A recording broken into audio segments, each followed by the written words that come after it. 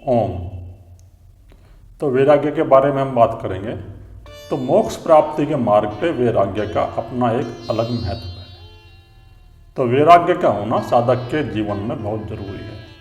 अगर साधक के अंदर वैराग्य नहीं होगा तो साधक साधना में गति नहीं कर पाएगा। अगर ये वैराग्य साधक के अंदर नहीं है तो साधक अपनी साधना से भटक जाएगा और जगत की जो ऐसी वस्तुएं हैं, जो अनित्य वस्तुएं हैं, उनके प्रति वैराग्य का होना। तो तुम्हारे मन में जो काम उत्पन्न होता है तो तुम्हें काम से भी वैराग्य लेना पड़ेगा। जो धन की चिंता उत्पन्न होती है तो तुम्हें इससे भी वैराग्य उत्पन्न करना पड़ेगा अपने अंदर। अध्यात्म में जो है ना, वो बात चिंता की है। अगर चिंता तुम्हारे अंदर चल रही है, चाहे वो धन प्राप्ति की चिंता चल रही है, चाहे वो काम की चिंता चल रही है, तो वो ही बाधक है अध्यात्म मार्ग में। अगर तुम्हारे पास धन है तो धन कोई आध्यात्मिक मार्ग में बाधक नहीं है, धन का उपयोग है। लेकिन ये जो चिंता चलती है मन के अंदर कि मुझे इतना धन प्राप्ति मिल जाए, मैं अरबपति बन जाऊँ, मैं करोड़पति बन जाऊँ, मैं 1000 आश्रम बना लूँ, मैं 100 आश्रम बना लूँ, ये जो तुम्हारे मन के अंदर चिंता चलती रहती है तो यही आध्यात्मिक मार्ग में बाधा है। अगर धन है तो धन का उपयोग करो, उसका तुम्हें आध्यात्मिक मार्ग में लाभ मिलेगा।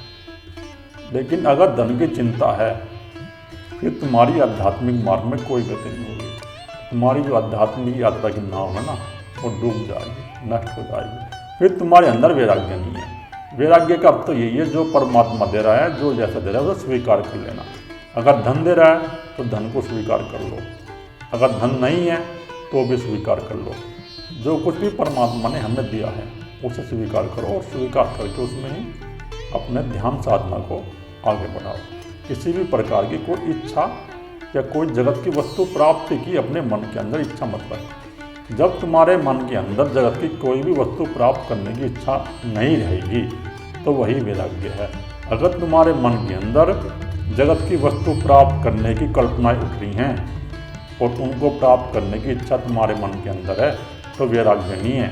वैराग्य वही है जब तुम्हारे मन के अंदर कोई भी कामना उत्पन्न ना हो। जब तुम्हारे मन के अंदर कोई कामना उत्पन्न ना होगी तो तुम्हारी आध्यात्मिक यात्रा अपने आप ही आगे बढ़ती चली जाएगी। अगर तुम्हारे मन के अंदर कामना उत्पन्न हो रही है संसार को प्राप्त करने की, भोगों को प्राप्त करने की, तो तुम्हारी जो आध्यात्मिक यात्रा है वो आगे नहीं बढ़ेगी और फिर तुम्हारे अंदर कोई वैराग्य नहीं है। वैराग्य होना बहुत ज़रूरी है साधक के अंदर।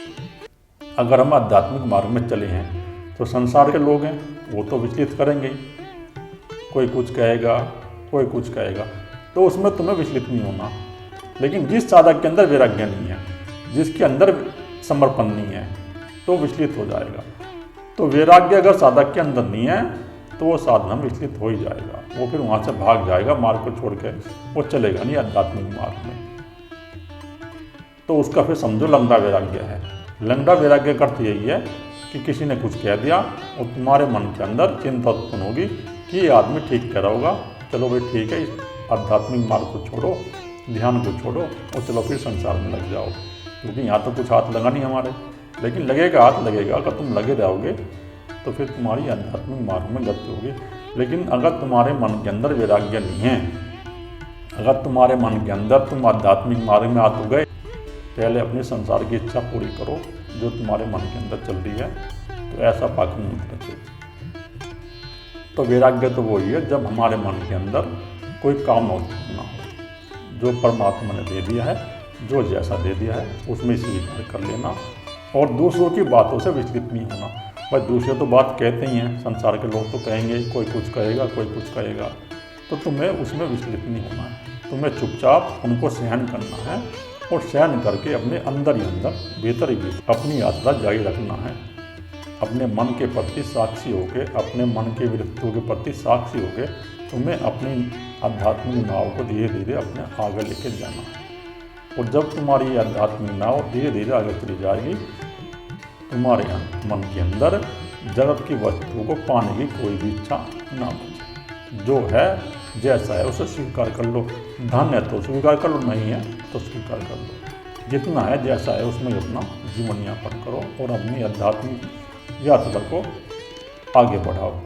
अगर तुम्हारे मन के अंदर ऐसा है, और यही वैराग्य है, जब हमारे मन के अंदर संसार की वस्तु को प्राप्त करने को इच्छा नहीं उठती ना, तो वही वैराग्य है। जब हमारे मन के अंदर सिर्फ एक ही भाव बचा रहेगा कि मुझे तो उस तत्व का अनुभव करना है, मुझे उस परम पिता परमात्मा के तत्व को प्रकट करना है और मुझे उस तत्व को जानना है।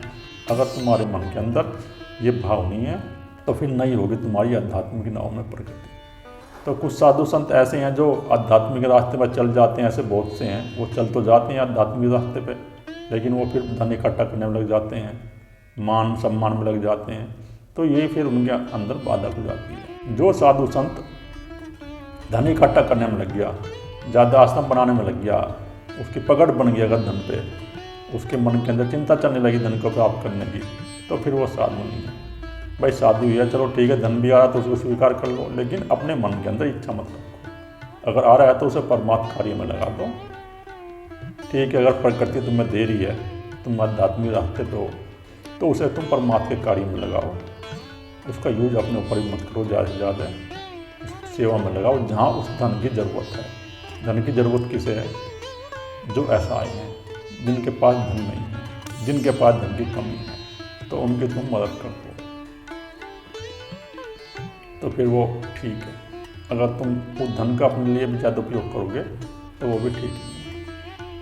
अगर तुम आश्रम बनाते चले जाओगे, आज यही तो हो रहा है, लोग आश्रम बनाते चले जा रहे हैं, कोई 10 आश्रम बना रहा है, कोई 20 आश्रम बना रहा है, हज़ारों हज़ारों बीघों में बना रहे हैं आश्रम, लेकिन वो सब धन इकट्ठा कर रहे हैं, तो इससे कुछ लाभ नहीं हो रहा। तो इससे कोई मनुष्य जाति का लाभ उठा रही है, वो सब बेकार ही जा रहा है। जो साधक या साधु इस प्रकार का काम करते हैं तो उनके अंदर वैराग्य नहीं है, उनका लंगड़ा वैराग्य है फिर। और फिर जो है संसार में भटक गए और उन्होंने अपनी आध्यात्मिक यात्रा खराब करी। जो उनके पूर्व जन्म के संस्कार थे, जिसके कारण वे आध्यात्मिक यात्रा पर चले थे, अब उनके अंदर जो दोबारा संस्कार संचित हो गए, वे संसार की वस्तु को प्राप्त करने की इच्छा के संस्कार संचित हो गए उनके चित्त के अंदर, तो उनकी जो साधना थी वही बेकार थी। तो फिर अपने मन को वैरागी बनाओ, और मन वैरागी जरूर बनेगा जब तुम निरंतर ध्यान का अभ्यास करोगे और अपने अंदर एक विवेक उत्पन्न करके, एक होश उत्पन्न कर लोगे कि मुझे उस तत्व को अनुभव करना है। तो तुम ध्यान करोगे तो तुम्हारा मन ये वैराग्यमान बन जाएगा। नहीं तो फिर तुम्हारा मन ये वैराग्यमान नहीं बनेगा। अगर तुम ध्यान नहीं करोगे और ये तत्व को जानने की तुम्हारे अंदर जिज्ञासा उत्पन्न नहीं होगी, तुम्हारा मन फिर वैराग्यमान नहीं बनेगा। और जब तक तुम्हारा मन में वैराग्य उत्पन्न नहीं होगा, तुम्हारी जो आध्यात्मिक यात्रा है ये रुकी रहेगी। अगर तुम्हें अपनी आध्यात्मिक यात्रा को आगे लेकर चलना है तो तुम्हें वैराग्य तो उत्पन्न करना ही पड़ेगा संसार की वस्तु से। ओम।